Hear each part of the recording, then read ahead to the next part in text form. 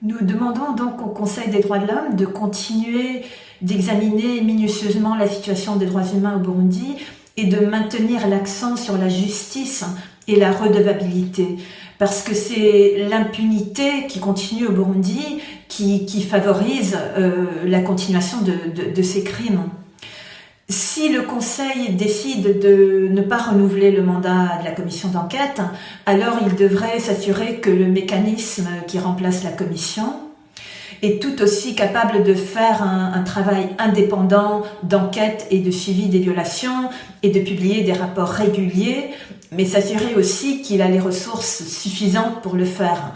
Si les ressources ne sont pas là, le mécanisme ne pourra même pas faire le minimum du travail nécessaire.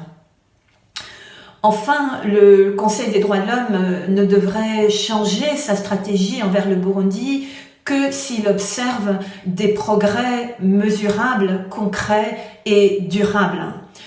Jusqu'à présent, malheureusement, ces progrès n'ont toujours pas été réalisés.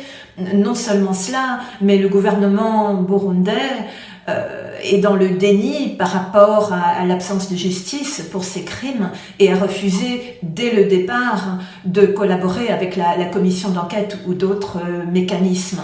Donc il est très important que le Conseil des droits de l'homme donne un signal très clair au Burundi qu'en l'absence de ces progrès, en l'absence de coopération, de collaboration, un mécanisme efficace doit rester en place.